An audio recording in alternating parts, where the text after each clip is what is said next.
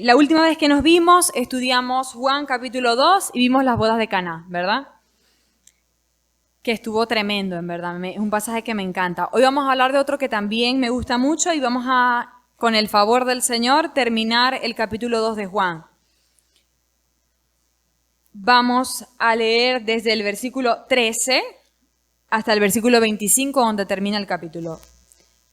Juan 2, del 13 al 25.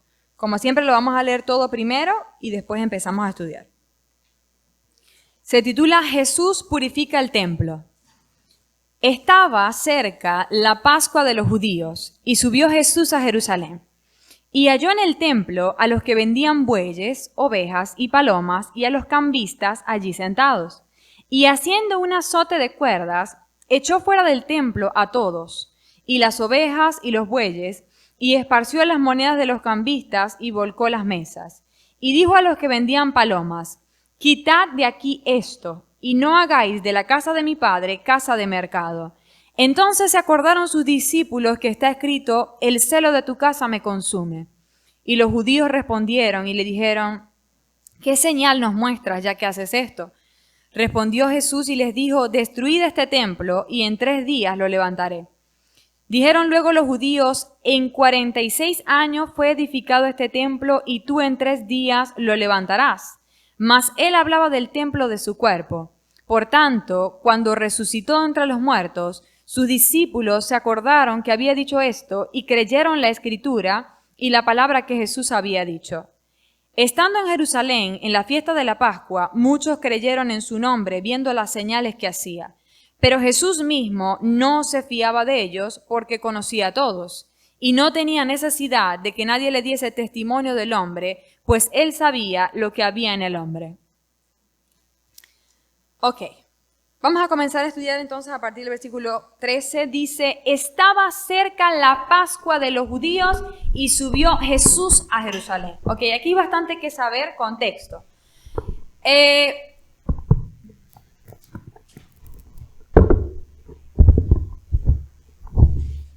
Creo que está muy duro este, ¿no? ¿Aló? ¿Aló? ¿Probando sonido? ¿Listo? Ok, entonces dice que estaba cerca la Pascua de los judíos. Era esperado o requerido por todos los judíos, estuvieran en Jerusalén o estuvieran en otras naciones, que subieran a la ciudad de Jerusalén 3 veces al año, para 3 fiestas. La Pascua, que es la que aquí se menciona, el Pentecostés y la fiesta de los tabernáculos. Todo judío que guardara la ley y las costumbres judías subía al menos estas 3 veces al año para presentar, ya vamos a ver, su impuesto al templo y sus sacrificios de la Pascua y todas las costumbres, porque son diferentes costumbres del Pentecostés y de la fiesta de los tabernáculos. Ahora, en este caso, vamos a ver que Jesús, como judío, subió a cumplir este requerimiento de los judíos al subir a Jerusalén, ¿verdad? Ahora, otra cosa que tenemos que tener como contexto es que esto significa que aquí había mucha gente. Se cree que más de 2 millones de judíos se reunían para la Pascua en la ciudad de Jerusalén. Entonces, Jesús sube a cumplir uno de los requerimientos judíos. Y esto es importante que nosotros lo veamos. ¿Por qué? Porque a veces nosotros creemos que estamos exentos de cumplir ciertas cosas por ser cristianos. Y fíjese que el mismo Jesús, sabiendo que no hay una religión que nos lleve a Dios, porque estamos cerca de Dios por comunión, por el sacrificio de Jesús, sin embargo, Él cumple las normas judías. ¿Por qué? Porque Dios es un Dios de orden. Fíjese que Pablo, más adelante, nos dice, vamos a leer en 1 Corintios 9, del 20 al 22, para que vean, no solo Jesús cumplía las normas judías, sino el mismo Pablo, que recuerde que Pablo fue un firme creyente del Evangelio por la gracia. Él fue el principal pionero de que no tenían que circuncidarse para venir al Evangelio, ni tenían que guardar toda la ley. Sin embargo, Pablo guardaba ciertas cosas de la ley que no estaban en contra del espíritu de la palabra. Atención, Jesús va, sube a cumplir la Pascua porque la Pascua no está en contra del espíritu de la palabra. Lo que se celebra en la Pascua es correcto. ¿Ok? Entonces podemos cumplir. Fíjense lo que dice 1 Corintios 9, 20, 22. O ellos, porque ellos eran judíos, ¿correcto? Me he hecho a los judíos como judío para ganar a los judíos. Fíjense, es Pablo hablando. Me he hecho a los judíos como judío para ganar a los judíos. A los que están sujetos a la ley, aunque yo no esté sujeto a la ley, fíjense, como sujeto a la ley. Para ganar a los que están sujetos a la ley. A los que están sin ley, como si yo estuviera sin ley. No estando yo sin ley de Dios, sino bajo la ley de Cristo, para ganar a los que están sin ley. Me he hecho débil a los débiles, para ganar a los débiles. A todos me he hecho de todo, para que de todos modos salve a algunos. Entonces, cuando nosotros cumplimos ciertas cosas, nosotros estamos siendo testimonio y tenemos la oportunidad de salvar a algunos. Le doy un ejemplo sencillo. Nosotros no podemos decir, y es que a veces nos sucede, que por ser cristianos, nosotros no estamos sujetos, por ejemplo, a las normas de un buen ciudadano. Por decir algo sencillo, ¿verdad? No, es que yo soy cristiana y yo no tengo por qué hacer esto y aquello que dicen mis autoridades. Atención, siempre que las leyes y tus autoridades no sean contrarias a la palabra de Dios, tú tienes el deber, y no solamente delante de las autoridades civiles, sino delante de Dios, de obedecer a esas autoridades porque han sido colocadas por Dios para nuestro beneficio, dice la palabra. ¿Me entiende? Igual con el resto de las cosas. Nosotros podríamos decir, como yo soy cristiana, por ejemplo, y tengo un ministerio muy importante, yo no tengo por qué estar en mi casa cuidando de mi esposo o de mis hijos, porque es que a mí Dios me usa. ¿Cuánto hemos visto que se destruyen familias por esta razón? Porque sale el ministro, deja botada a la esposa, deja botado a los hijos, porque él cree que más importante es aquello y que él está exento de estos deberes. Y nadie nos ha hecho exentos de estos deberes. Al contrario, Pablo en sus cartas habla de los deberes de un buen ciudadano, habla de los deberes en el matrimonio, habla de los deberes del trabajador al jefe y del jefe al trabajador, etcétera. Esas normas nosotros debemos acatarlas. Si Jesús las acató, igual, fíjese que otro ejemplo es cuando Jesús pagó el tributo. El mismo Pedro le dice a quien le preguntaban si él paga, Jesús va para allá y le dice, no tendría por qué hacerlo, pero por el bien de los otros, es decir, para que no digan nada en contra de este ministerio, ve, busca el pez y pon la moneda y ve y entrégala. ¿Me entiende? ¿Por qué? Como decía Pablo, para que de todos modos alguno se salve. ¿Entendieron? Para testimonio, para que nadie tenga nada que decir en contra de nosotros, para que cuando de nuestras bocas salga la predicación del evangelio, alguien no pueda decir, ay sí, ese predica, pero tiene al esposo votado, pero tiene a los hijos votados, pero no se somete a las autoridades, etcétera y etcétera. Es por amor al evangelio, es por amor a las almas, es por amor al Señor que nosotros cumplimos ciertas cosas de las que ciertamente son menores al principio eterno del Señor, y cuando estemos en el reino del Señor, de algunas cosas nos podremos olvidar, pero por ahora tenemos que cumplirlas. Fíjense que yo recordaba de la que fue nuestra pastora de jóvenes, Jocelyn, ¿cuándo la recuerdan? Bueno, ella siempre decía esto, y es que hablaba de que a ella no le gustaba lavar los platos, y siempre le decía al Señor, Señor, ¿por qué tengo que lavar los platos? Y ella decía, yo no nací para esto, recuerdo las palabras. Y el Señor le dijo, no naciste para esto, pero por un tiempo los vas a lavar. ¿Por qué? Porque ella era hija y tenía que cumplir sus labores de hija en su hogar. ¿Me entiendes? Ella diría, pero yo estoy exenta, pero yo sirvo al Señor, pero yo sé que no nací para esto, yo voy a hacer cosas más grandes, y eso puede ser correcto, pero primero tenemos que cumplir nuestras labores. Como ya vimos hace un tiempo que Jesús cumplió sus labores de carpintero en su hogar, de cabeza de hogar, porque José murió a temprana edad y sin salir al ministerio público antes de tiempo, porque él sabía que tenía unos deberes naturales que cumplir, para que nadie tenga nada que decir en contra de este pueblo. ¿Amén? Ok, entonces el Señor Jesús sube a cumplir sus deberes para que nadie pudiera señalarlo. El mismo Pablo, ¿se acuerda? Allá hubo un tiempo en el que lo estaban persiguiendo muy fuertemente los judíos que decían que tenían que circuncidarse para ser salvos. Lo estaban persiguiendo muy fuertemente y Pablo llega a los líderes de la iglesia, a Pedro, a Jacobo, a Juan, y ellos le aconsejan, toma a estos hombres que van a cumplir un voto era una costumbre de la ley judía, toma a estos hombres, paga su voto y tú haz lo mismo. Y ve a presentarte en el templo para que la gente vea que tú sí cumples las leyes judías. ¿Vio? Para que la gente vea que es mentira, que tú andas diciendo que no hay que hacer nada y que el desorden y que el libertinaje, ¿entiendes? Para que vean que tú sí la cumples. Y así lo hizo Pablo, sin problema. Aunque él supiera que no estaba obligado a hacerlo, lo hizo por amor a su testimonio, por amor al pueblo, por amor al evangelio, ¿vio? Para que nadie tuviera nada que decir en contra de él. Entonces Jesús sube y nosotros tenemos que hacer lo mismo, cumplir nuestras labores. Esposa, de hija, en la casa, las labores de la limpieza, todas esas cosas. A veces decimos, no, es que estas cosas el Señor ve todo, con razón. Más adelante el Señor nos dice, hacedlo todo como si fuera para el Señor, porque Dios sabía que íbamos a tener que hacer muchas cosas que no se relacionan directamente, diríamos nosotros, con el mundo espiritual y con el reino, pero son para Él si las hacemos como si fueran para Él. Lavar los platos, la casa, preparar bien la comida, tener una buena disposición en todas las cosas, en el trabajo, con el jefe, tratar bien a los compañeros, en la universidad, hacer bien tus cosas con orden, estudiar. Los jóvenes podrían decir, no, es que lo importante es la iglesia, lo importante es el servicio a la iglesia. No importa si en la universidad salgo mal, si apenas y aprendo, si no me gradúo. Bueno, yo no necesito un título para servir al Señor. Así no fue como Jesús hizo las cosas. ¿Lo vio?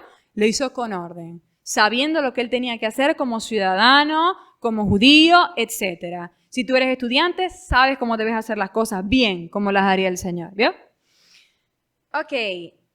Dice entonces, estaba cerca la Pascua de los judíos. Otra cosa importante que decir allí es que el autor, es decir, Juan, la llama la Pascua de los judíos por varias razones. Si lo leemos así, parece que Juan no fuera judío, ¿verdad? Porque dice la Pascua de los judíos, o sea, una fiesta de ellos.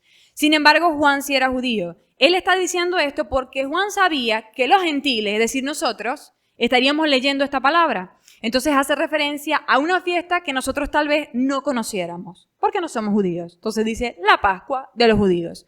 Otra cosa interesante es que en Éxodo 12:27 a esta misma fiesta se le llama la Pascua del Señor. La Pascua del Señor, a diferencia de aquí, la Pascua de los judíos. Sí, esa anótala porque no la vamos a buscar, Éxodo 12:27. A diferencia de la Pascua de los judíos. ¿Está entendiendo? La Pascua del Señor, la Pascua de los judíos. ¿Cuál es la diferencia? Bueno, que parece que ya para este tiempo el espíritu de esta fiesta se había perdido.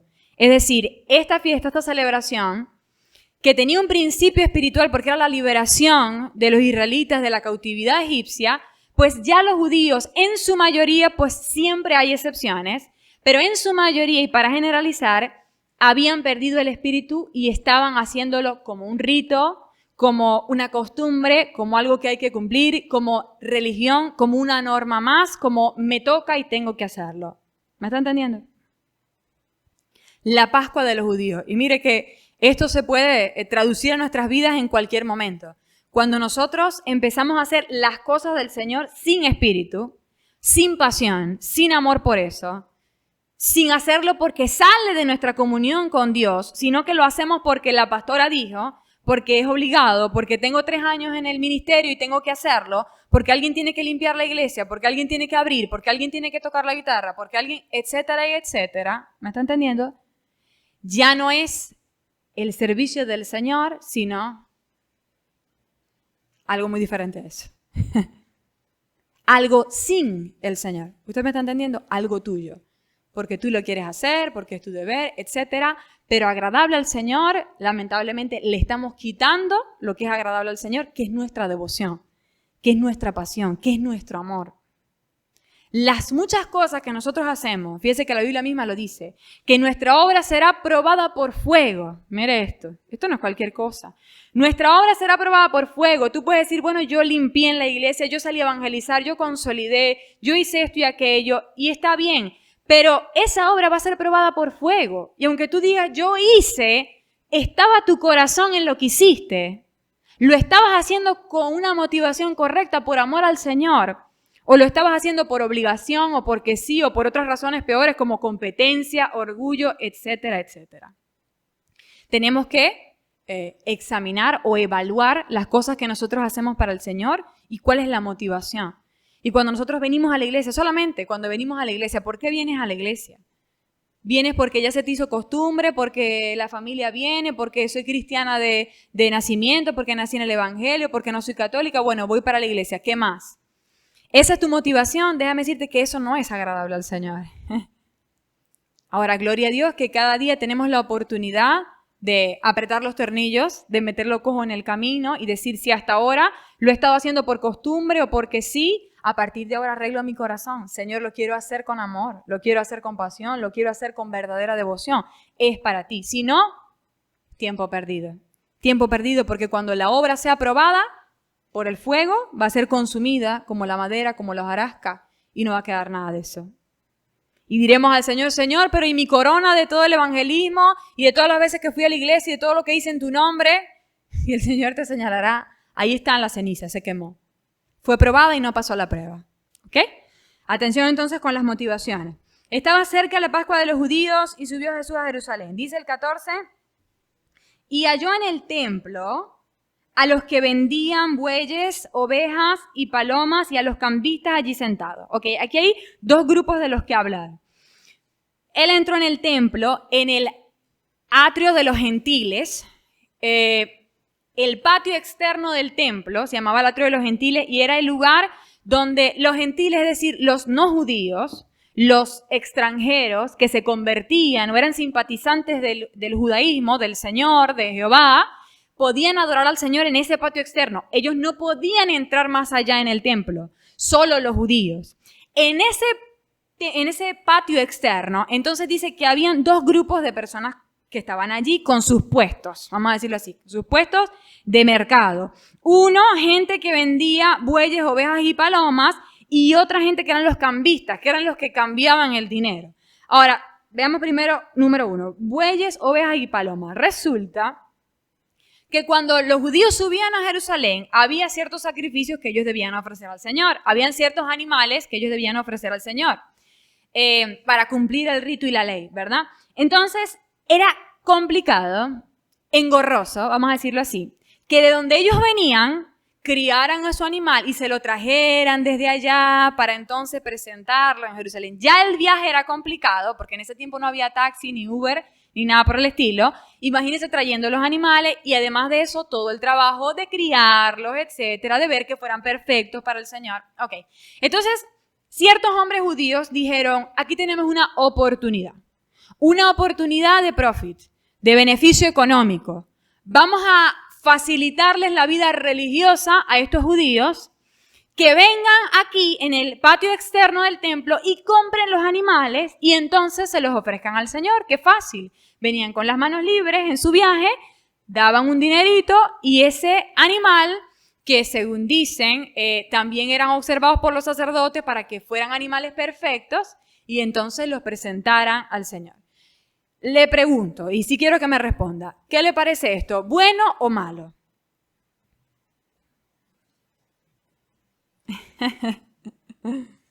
Piénsalo ahí.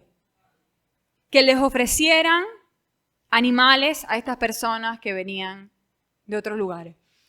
Es difícil, yo entiendo. ¿Por qué? Porque por un lado vemos la facilidad, ¿verdad? Pero cuando tú escuchas la palabra facilidad y comodidad, ya te debería dar una alerta. Y es que la facilidad y la comodidad no suelen ser la vía del Espíritu. ¿Me están entendiendo? Entonces sí, estaban facilitando la vida religiosa. Escuche, les estaban facilitando cumplir el rito de la ley y la costumbre, pero le estaban arrancando el espíritu a esto que debía ser una ofrenda al Señor. ¿Me está entendiendo? Toda esa atención de la persona en criar al animal, desde pequeño, criarlo, cuidarlo para que fuera perfecto, porque esto iba a ser el sacrificio del Señor. Todo este cuidado, todo este amor, ¿qué era esto? Esto es devoción. Esto era devoción al Señor. Este era el sacrificio del hombre para presentárselo al Señor a través del sacrificio del animal. Y si alguien se lo vendía, se le quitaba todo eso. Ya no había ese sacrificio. ¿Me entiende? Entonces, la idea era el beneficio económico, no estaba ayudando al espíritu de los judíos, al contrario, les estaba facilitando el camino de la religión. Y atención, porque esto también nos pasa a nosotros. El mundo está diseñado para facilitarnos el camino de la religión y dificultarnos el del espíritu. ¿Entiendes? Todo el mundo está diseñado para esto. La televisión, las conversaciones, las personas están diseñadas para decirte a ti o para convencerte de que la religión es suficiente. Cuando ese no es el verdadero camino del espíritu, ¿me entiendes? El mundo está diseñado para decirte es suficiente con que tú vayas a la iglesia. Ya tú eres un buen evangélico. Tú no tienes por qué cambiar tu vida también. ¿Me está entendiendo? Pero el camino del espíritu es el cambio, es la transformación. El mundo está diseñado para decirte, ya tú sirves en la iglesia. Dejar de ver esa serie, eso no tiene nada de malo. Pero hay algo en tu interior que te dice que esa serie sí tiene algo de malo. Porque tienes una conciencia y porque tienes al Espíritu Santo de Dios que mora en ti. Pero ahí están los compañeros de clase, los vecinos diciéndote, ay, qué bueno estuvo el capítulo, qué bueno estuvo el episodio. ¿Me está entendiendo? Pero no tiene nada de malo si tú eres evangélico, si tú sirves al Señor. Pero es diferente el camino del Espíritu. ¿Vio? Atención entonces, como le dije al principio, lo que se llame facilidad y comodidad, evalúelo porque no suele ser el camino del Espíritu. ¿Ok?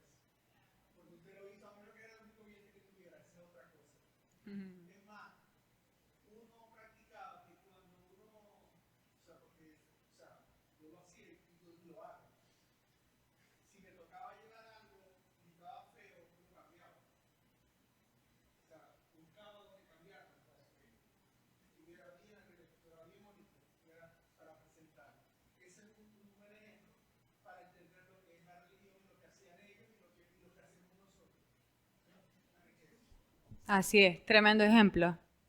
Ese es el espíritu, esa es la devoción de voy a hacer esto bien hecho. Así como el Señor hace las cosas bien para nosotros deberíamos corresponder de esa misma manera. Ok, el otra parte entonces dice los que vendían los animales y los cambistas. Los cambistas eran personas que cambiaban dinero porque resulta que los judíos tenían que presentar un impuesto que era para el mantenimiento del templo. Todos los judíos debían hacerlo, pero ya que venían de otros lugares, solamente se aceptaba la moneda del templo, así se llamaba, la moneda del templo. Así que ellos tenían que cambiar sus diferentes monedas, fuera la romana o otra, por la moneda del templo. ¿Por qué? Nuevamente había un interés económico. Fíjese lo que dice un comentarista al respecto. Hay personas que decían que la razón por la que tenían que cambiar en la moneda del templo para el impuesto era porque las monedas paganas tenían símbolos paganos. Pero este comentarista desmiente eso. Mire lo que dice. La moneda tiriana no solo era permitida, sino expresamente prescrita. Y aquí tiene el versículo del Mishnah, que es un libro judío de sus tradiciones. Y esta llevaba símbolos paganos. Morris es el autor. ¿Ves? O sea, las mismas costumbres judías decían que aceptaban la moneda tiriana, aunque esta tenía símbolos paganos. Entonces, no era por la santidad de la moneda, era, escuche, por el valor de la moneda. La moneda tenía que ser la que ellos aceptaban, escuche, la que ellos aceptaban a cambio de la moneda del templo, tenía que ser una buena moneda. ¿Me está entendiendo? El peso y el valor de la moneda tenía que ser bueno. Nuevamente, la intención era el beneficio económico. Entonces, correctamente dijo el Señor, cuando en Mateo, porque aquí no utilizo esa expresión, pero en Mateo cuando habla de, por cierto, no les dije eso, de otra purificación del templo, pues no es la misma. Escuché. No es la misma que habla en Mateo y en Marcos, a esta purificación del templo de Juan. Esta se hizo al principio del ministerio de Jesús, la que habla Mateo y Marcos, fue otra al final del ministerio de Jesús. Atención, y esto era profético, al principio y al final, en fin. Pero allá en Mateo, refiriéndose a esta misma gente, a los mismos cambistas y a los mismos vendedores de los animales, les dice cueva de ladrones. ¿Bien? Entonces el mismo Señor Jesús sabía que esto no era un negocio justo, porque nosotros podríamos decir, no era para facilitar la vida religiosa. El mismo Señor manifestó la realidad del asunto y dijo, aquí esto es lo que hay, es una cueva de ladrones. Aquí lo que hay es búsqueda del beneficio propio. Aquí no hay piedad. ¿Me entiende? Fácil traducirlo en nuestras vidas. ¿Qué buscamos nosotros? ¿Reina en nuestras vidas la búsqueda del beneficio propio? ¿O nosotros estamos buscando lo de Dios? ¿Me está entendiendo? ¿Qué está reinando en nuestras vidas? ¿El yo? ¿A quién tenemos entronado? ¿A nuestro ego o al Señor? Y es fácil verlo con las decisiones que tomamos en nuestro día. Podemos decidir leer la palabra o podemos decidir ver un capítulo más de esa serie, aunque sabemos que si vemos el capítulo más no vamos a leer la Biblia. Cuando decidimos el capítulo más de la serie, o qué sé yo lo que usted haga, salir a conversar con la vecina, no sé qué hace, etcétera, etcétera, por encima de ese tiempo con el Señor, aunque sabemos que si elegimos esto ya no vamos a hacer aquello, ¿qué está entronado allí? Yo, mis intereses, mis gustos, mis complacencias, y esto es muy diferente al ejemplo de Jesús, que es el que nosotros debemos seguir, que es el que el Espíritu Santo está tratando de formar en nosotros.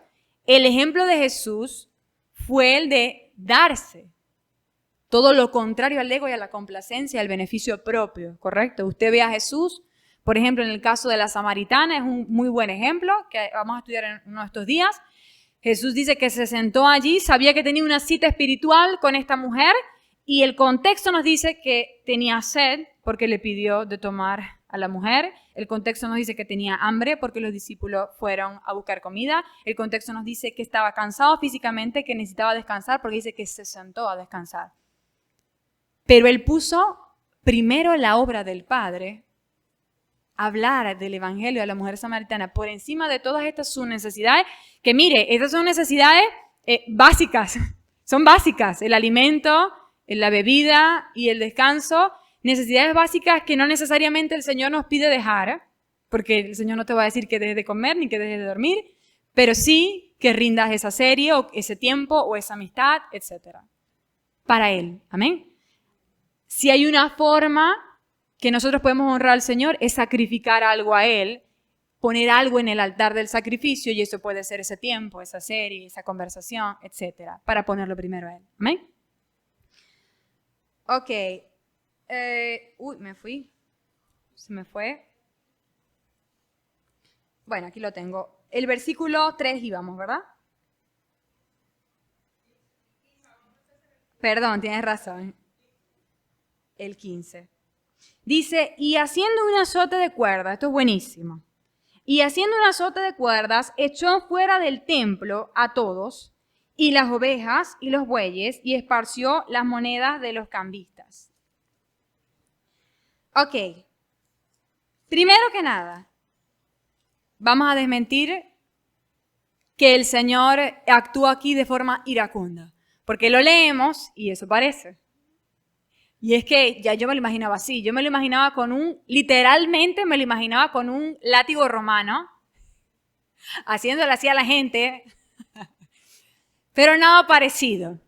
Mire que encontré un estudio de una persona desmintiendo esto y él decía que sí, que la mayoría de las personas se imaginaban a Jesús con un látigo romano, que pues era terrible, o sea, le quitaba la carne a las personas de la espalda, pero lo que utilizó Jesús aquí no era nada parecido. Un azote, vamos a ver qué era un azote. A ver.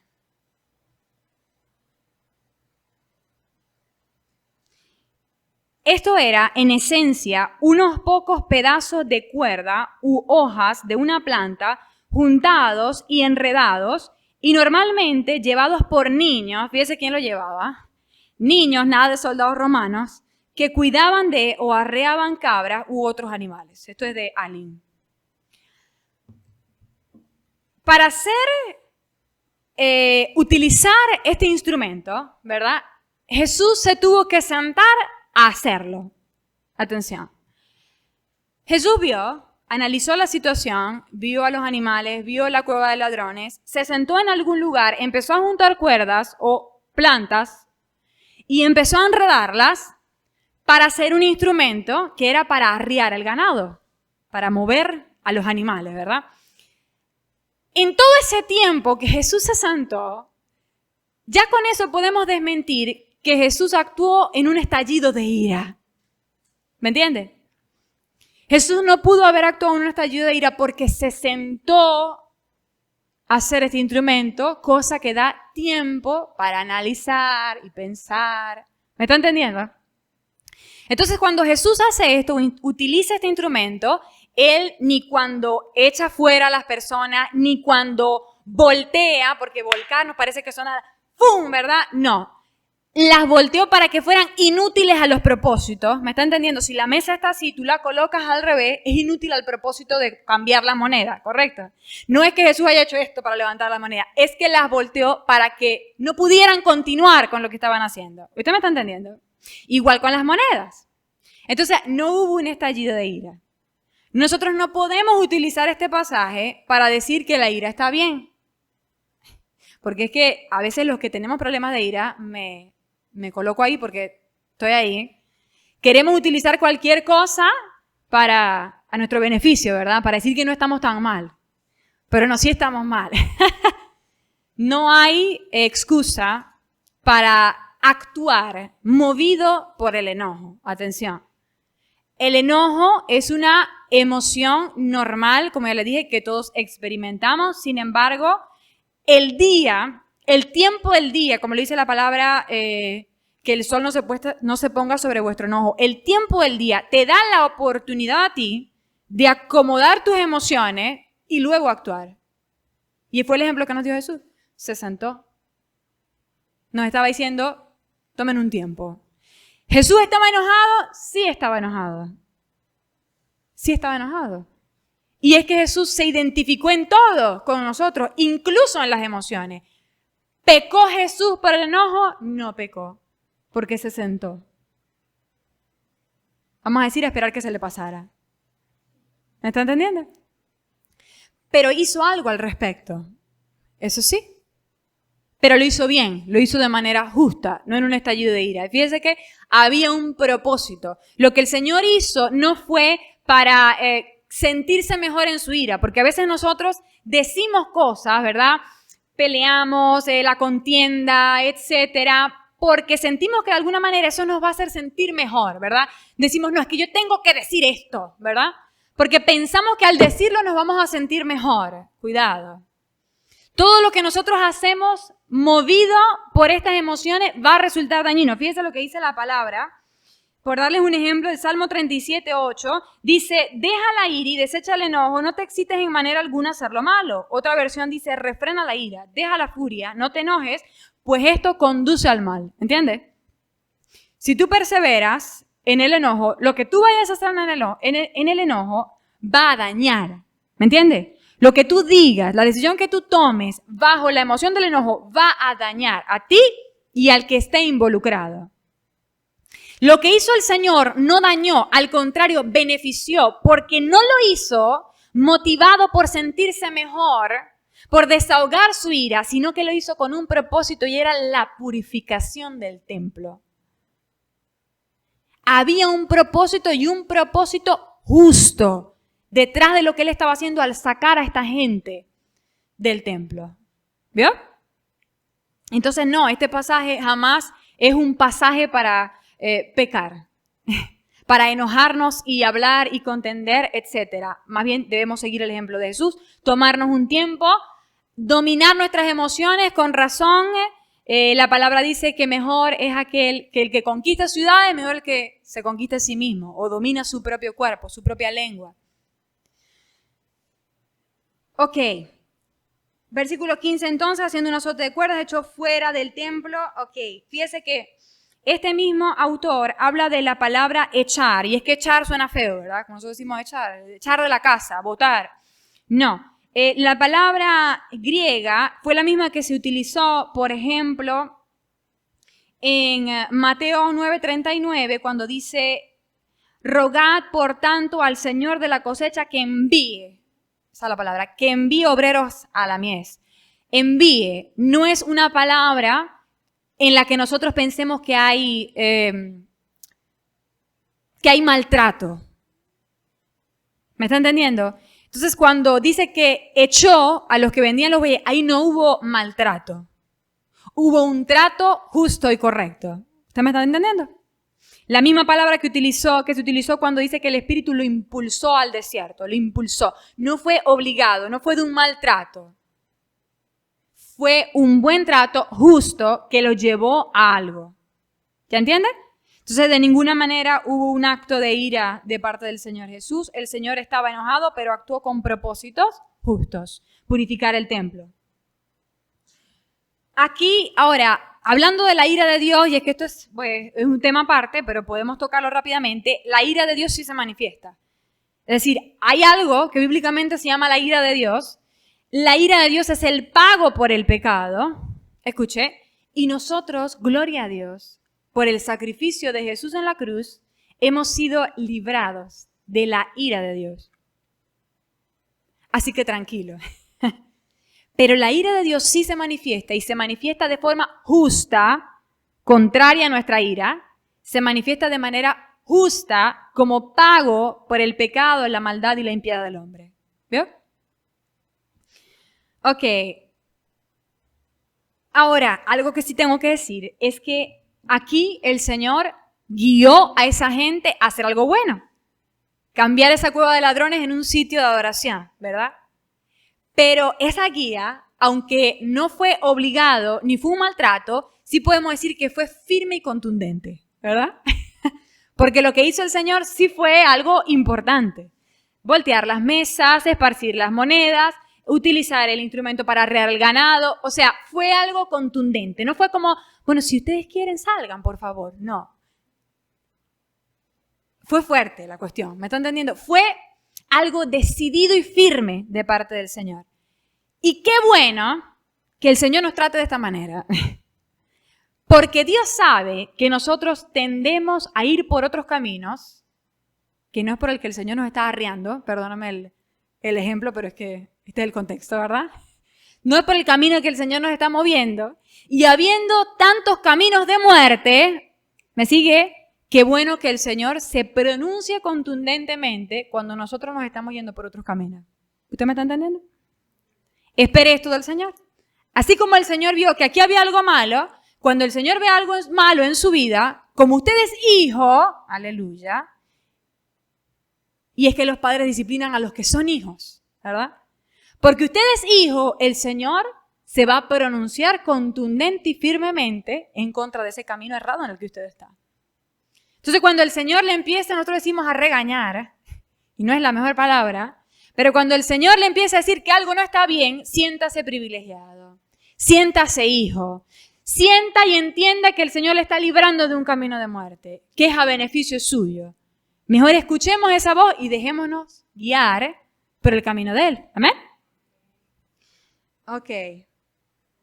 Ahora es interesante, y hablan los comentaristas, esto me pareció tremendo, que nadie cuestionó lo que el Señor Jesús hizo. Nunca se preguntó qué pasó aquí. La gente salió del templo. Los animales salieron y los cambistas salieron y los que vendían salieron. Nadie se pronunció para decirle, hey, pero ¿qué pasa? ¿Pero qué estás haciendo? No, yo me quedo aquí. ¿Ustedes están entendiendo? Después que salieron del templo, entonces caen en la realidad y dicen, ya va, ¿qué señal nos muestras ya que haces esto? ¿Usted me está entendiendo?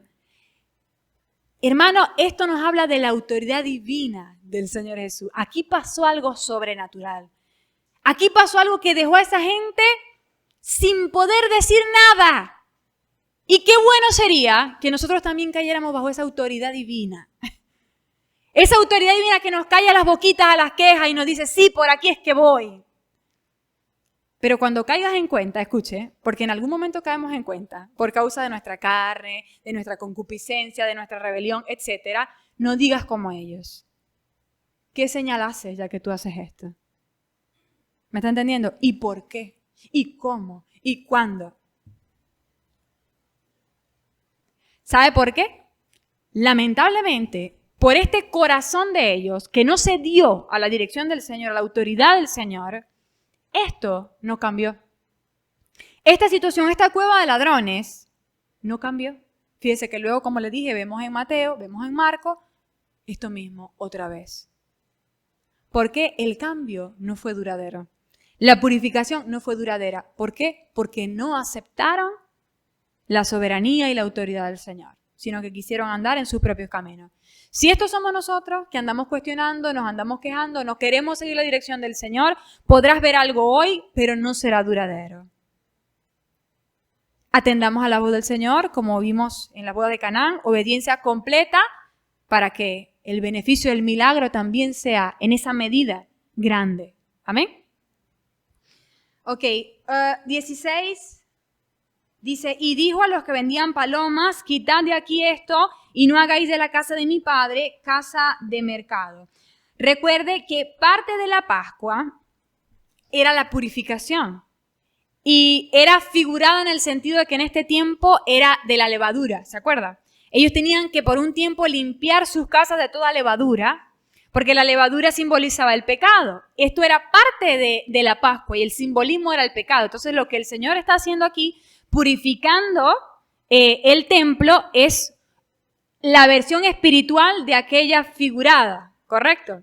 Era parte de esto, que ellos fueran purificados, y por esto el Señor lo estaba haciendo. Lo estaba haciendo con propósito. Ahora, fíjese que en Juan 2, cuando vimos la boda de Cana, vimos el primer milagro, ¿verdad?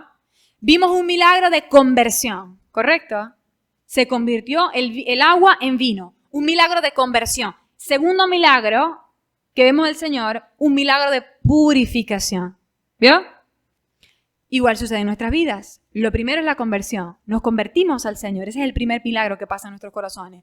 El segundo milagro que tiene que empezar a ocurrir es la purificación. No podemos convertirnos realmente sin que algo de purificación esté pasando en nuestra vida. Porque ese mismo espíritu que salva, santifica. Esa misma gracia que nos salva, nos santifica. ¿Me está entendiendo? Una señal de tu conversión es que purificación está pasando en tu interior.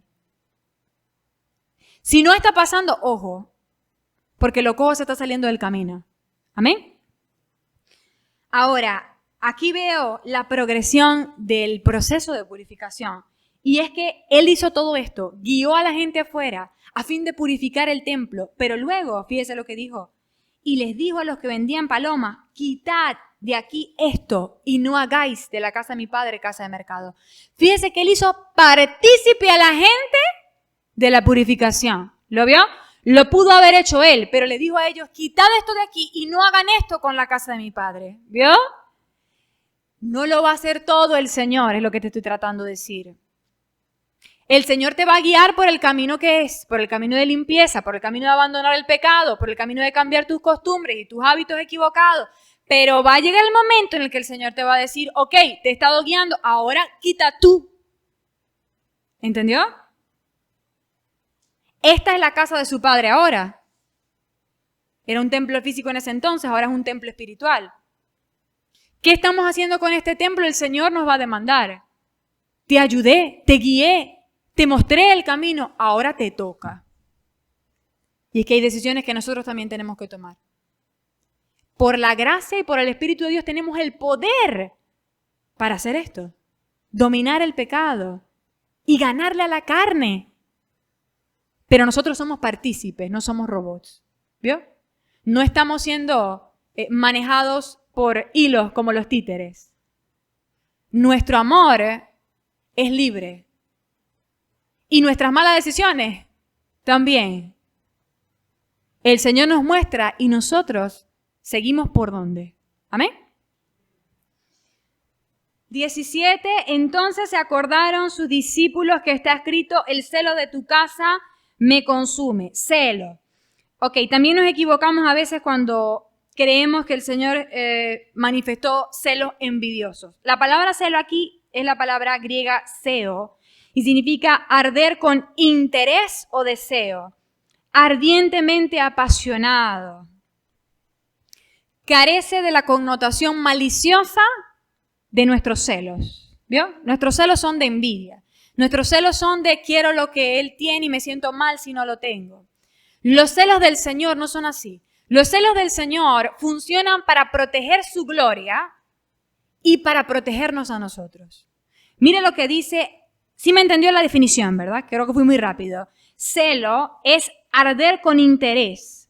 Cuando el Señor dice que Él es celoso de nosotros, Él está diciendo, soy apasionado de ti. ¿Me está entendiendo? Estoy de forma ardiente, interesado por ti. Es lo que el Señor nos está diciendo. Por ti, por tu bien. Ahora mire lo que dice Éxodo.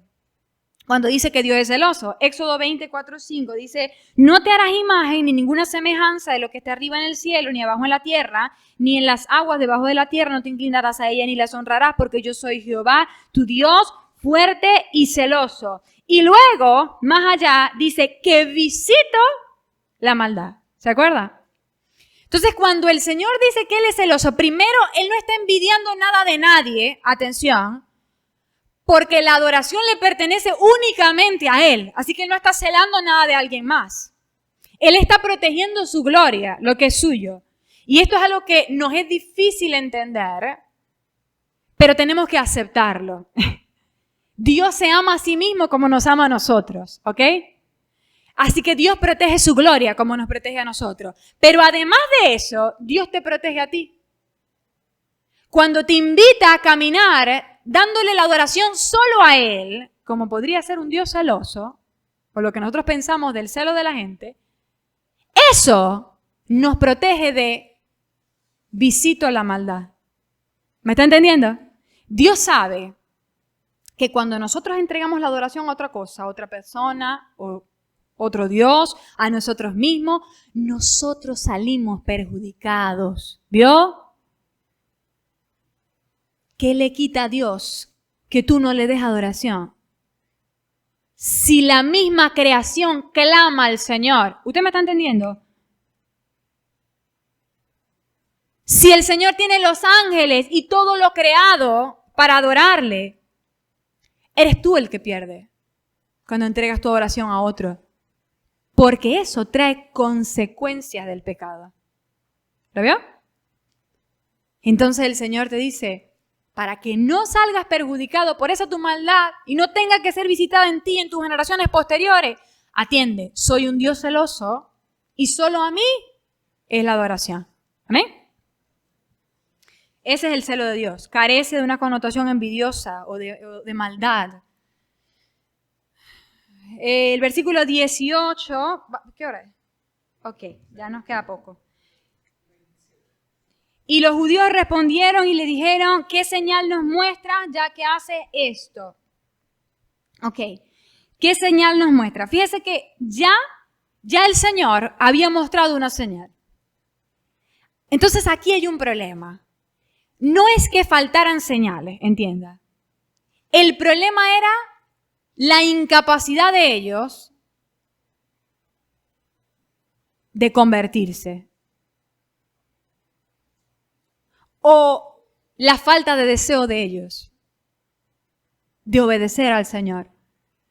No es que faltaran señales. Fíjese que ya el Señor había mostrado una señal en lo que hizo, en purificar el templo, porque en Malaquías 3, del 1 al 3, dice, hablando proféticamente del Mesías que ellos estaban esperando, dice, he aquí yo envío mi mensajero, el cual preparará el camino delante de mí. Vendrá súbitamente a su templo, el Señor, a quien vosotros buscáis, y el ángel del pacto, a quien deseáis vosotros. He aquí viene, ha dicho Jehová de los ejércitos. ¿Y quién podrá soportar el tiempo de su venida, o quién podrá estar en pie cuando Él se manifieste? Porque Él es como fuego purificador, ¿vio? Y como jabón de lavadores, y se sentará para afinar y limpiar la plata, porque limpiará a los hijos de Leví, los afinará como a oro y como a plata, y traerán a Jehová ofrenda en justicia. ¿Vio? El Señor súbitamente a su templo, fuego purificador. Esto estaba escrito y era palabra que ellos tenían, ¿vio? Así que cuando el Señor viene súbitamente al templo y purifica el templo, Él estaba cumpliendo la palabra profética. Ya Él había dado la señal que ellos necesitaban. El problema es que ellos no se querían convertir. ¿Me está entendiendo? El problema es que ellos no querían atender. El versículo 23 más adelante dice que ese mismo día en el templo hizo muchas señales. ¿Vio? No hacían falta más señales. El problema estaba en el corazón de ellos. Cuidado con nosotros entonces cuando le estamos pidiendo demasiadas señales al Señor. No hacen falta señales. Escuche, la única señal y la mayor señal del amor de Dios por tu vida y de la obra de Dios en tu vida es que se dio en la cruz. La única señal de que Dios te quiere bendecir, de que te quiere ver bien, de que mañana vas a tener que comer, de que vas a tener que vestir, es que murió por ti. ¿Vio? Por eso cuando estos hombres le dicen, ¿qué señal nos muestras ya que haces esto? Jesús dice, destruid este templo. Dicen los comentaristas que probablemente le hizo un ademán a su cuerpo, porque no estaba hablando del templo, estaba hablando de sí mismo. Destruid este templo y en 3 días lo reedificaré. ¿De qué estaba hablando el Señor? De su muerte y su resurrección. ¿Vio? Él está diciendo, la única señal que tú necesitas es que voy a morir y me voy a levantar de la tumba. Eso es todo. ¿Qué señal necesitas tú y yo para creerle al Señor? Ninguna. Si necesitamos demasiadas señales para creerle, el problema está en nuestros corazones. ¿Amén? Ok. 18 entonces, ¿qué señal nos muestra? 19, respondió Jesús y les dijo, destruid este templo y en 3 días lo levantaré. Fíjense que esto fue profético, porque a los mismos hombres que les estaba diciendo acerca de su muerte y su resurrección serían los hombres que destruirían ese templo, el templo del cuerpo de Jesús, porque estos eran una representación de los líderes religiosos de ese tiempo y al final fueron ellos los que mandaron al Señor a la cruz. ¿Vio? Entonces era una señal profética también. Ahora, Jesús no estaba en contra del templo, atención. Jesús no estaba en contra del templo, Él veía más allá del templo. Fíjense que Él mismo cumplía los ritos judíos, pero Él veía más allá de estos ritos judíos, la vida del Espíritu. Pero esta razón fue suficiente como para que ellos persiguieran al Señor y fue una de las razones que pusieron delante de las autoridades para crucificar al Señor. Él habló de destruir el templo, Él habló blasfemia. ¿Está entendiendo? Lo mismo que habló Esteban. ¿Se acuerdan cuando apedrearon a Esteban? Se empezaron a tapar los oídos. Porque Esteban no estaba hablando en contra del templo. Él estaba hablando más allá del templo. Usted lo estudia en su casa. Está en Hechos. Él les estaba diciendo en pocas palabras, vayan más allá del templo. Ha venido el ministerio del Espíritu. ¿Vio? Vayan más allá de lo físico y del rito de la religión. ¿Vio? Pero ellos se tapaban los oídos, no soportaban que alguien les hablara de la vida del Espíritu porque estaban cómodos, escuche, en su religión. Y por eso fue apedreado y por eso fue crucificado Jesús. Igual pasa con nosotros. La vida del Espíritu es perseguida porque la gente está cómoda en su carne, que es su religión. ¿Vio? Por eso cuando evangelizamos, hablamos del Señor, sí, pero pero mis costumbres, pero yo soy así, pero yo hago esto o aquello, pero yo soy católico, yo voy a la iglesia, no es eso. Es que estamos hablando de ir más allá. Es que estamos hablando de vivir el ministerio del Espíritu, de dejar atrás el rito y la religión, pero el problema es que esa vida del Espíritu es ponerte tú como sacrificio. Y eso es lo que no nos agrada.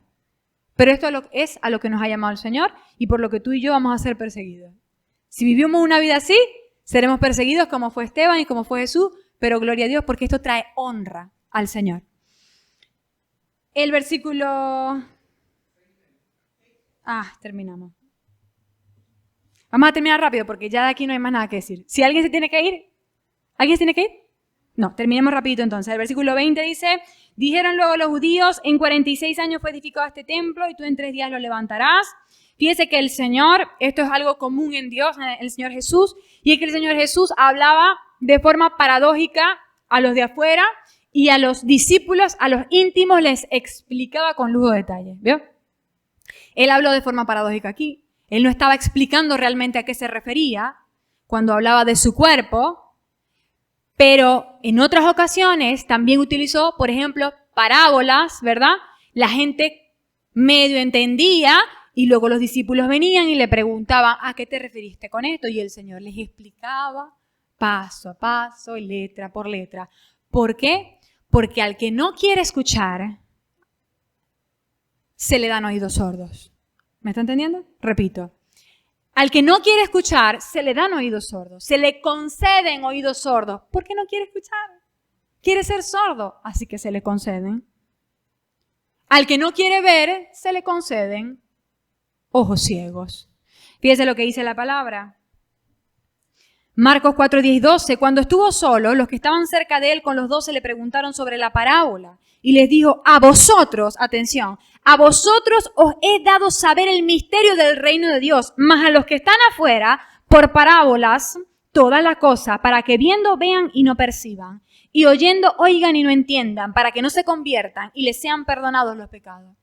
Y esto es una referencia a Isaías 6, 9, 13 que lo puede leer en su casa. Usted ve esto y dice, suena injusto. Suena injusto, ¿verdad? Se lo voy a explicar facilito. ¿Se acuerda del faraón? Dice la palabra que el Señor endureció el corazón de Faraón. Pero le pregunto, ¿no estaba Faraón ya endurecido? ¿Me está entendiendo? No fue una sola señal la que mandó el Señor. Fueron muchas. Y a medida que el Faraón se endurecía, entonces dice la Biblia, y endureció el Señor el corazón de Faraón. ¿Qué pasó allí? No es que el Señor haya hecho algo contrario a lo que tenía Faraón en su corazón. Es que Dios le concedió su endurecimiento a Faraón. ¿Usted me está entendiendo? Eso es lo que él quería. Y como él insistió en su pecado, el Señor le dijo, bueno, te entrego. Como dice Romano, insistieron en su pecado y el Señor les entregó a su lascivia. No es que el Señor haya puesto la lascivia en sus corazones, que Él haya puesto la concupiscencia del pecado en su corazón. Es que ellos insistieron tanto en no dar la gloria a Dios y en vivir en pecado, que el Señor dijo, no puedo forzarte, así que te entrego.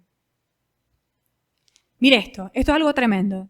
A veces nosotros creemos que el que Dios retrase o retenga su juicio contra el pecado es misericordia de Dios. Atención. Nosotros estamos en pecado. Yo estoy pecando, por ejemplo. Estoy en una relación con un inconverso. Estoy adulterando. Pero estoy viniendo a la iglesia. Y estoy adulterando. Y yo digo, ay, yo estoy buscando al Señor y todo bien, no pasa nada malo. Aunque los pastores me dicen que yo estoy en adulterio. Ay, qué bueno es Dios. Ay, qué bueno es Dios. No. No. Al contrario, ahí no se está manifestando la misericordia de Dios por ti. ¿Sabes qué se está manifestando? El juicio de Dios. ¿Sabes por qué? Porque ese pecado que tú estás cometiendo va a llegar a dar a luz consecuencia de muerte. Y si el Señor no te ataja en tu pecado, tú vas a ir a desbocarte al final de muerte. ¿Es misericordia de Dios entonces que Él nos deje en nuestro pecado? No. Es la manifestación del juicio de Dios. Cuidado entonces.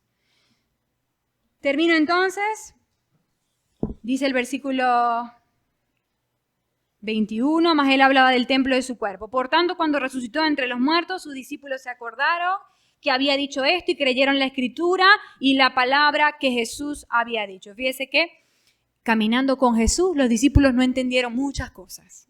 Este es un pasaje que usted se va a encontrar en muchos lugares.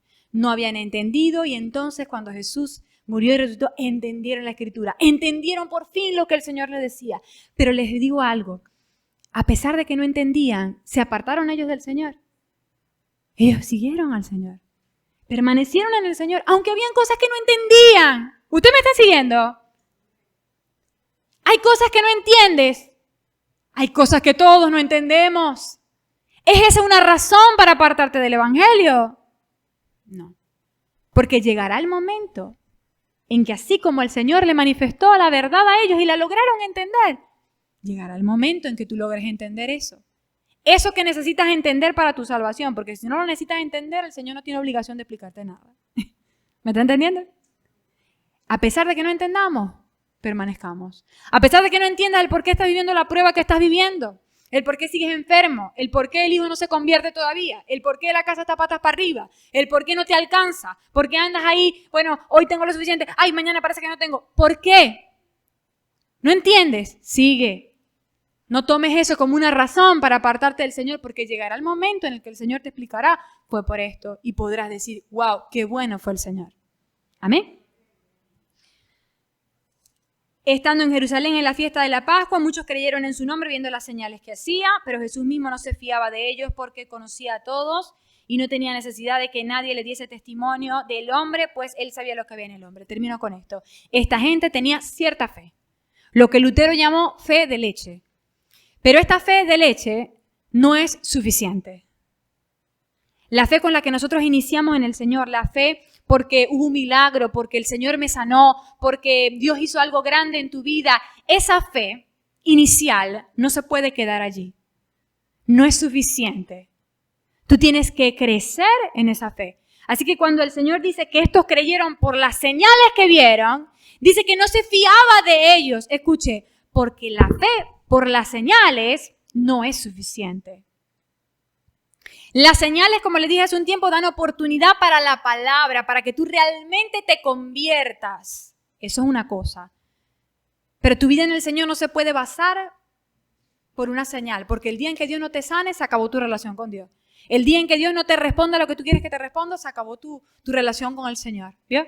Entonces no se fiaba de ellos. Él sabía lo que realmente había en nuestros corazones. Esa fe de leche puede comenzar y está bien. Pero si ya tú estás avanzando en el Señor, tienes que procurar que esa fe continúe, porque para los desafíos de mañana, para lo que viene mañana, esa primera fe no va a ser suficiente. ¿Amén? Ok, oremos. Gracias te damos, Señor. Te bendecimos por esta palabra. Gloria sea tu nombre. Maravilloso eres tú, Señor. Permite, Señor, que nosotros podamos seguirnos alimentando de tu palabra. Aleluya. Que esta palabra sea escrita en nuestros corazones, que hay un depósito allí y que tu Espíritu Santo pueda sacarla en el momento en que la necesitemos. Permite que nuestros corazones siempre estén en sintonía con tu Espíritu y con tu palabra, que en nuestros corazones siempre haya hambre y sed de ti, hambre y sed de justicia, porque tu palabra dice que esos son bienaventurados porque serán saciados. Aleluya. Si nosotros tenemos hambre de esta palabra, si nosotros tenemos hambre de tu Espíritu, si tenemos hambre de tu presencia, si tenemos hambre de vivir vidas justas, agradables a ti, seremos saciados. Aleluya, porque hemos entrado delante de tu presencia por la gracia y en esta gracia estamos firmes. Aleluya. Sabemos que esta esperanza de que seremos perfeccionados y creceremos y nuestra fe avanzará no nos va a decepcionar porque no está fundamentada en nosotros, sino en ti. Aleluya, en ti que no cambias, en ti que no hay sombra ni mudanza de variación. Gracias porque tu palabra y tu promesa es fiel. Nos asimos de ti, Señor, y nos damos para que así como estos hombres salieron de donde no tenían que estar, nosotros podamos salir y no como ellos podamos decir, he escuchado y he visto la señal que necesitaba. Te bendecimos y te damos gracias, Señor. Amén y amén.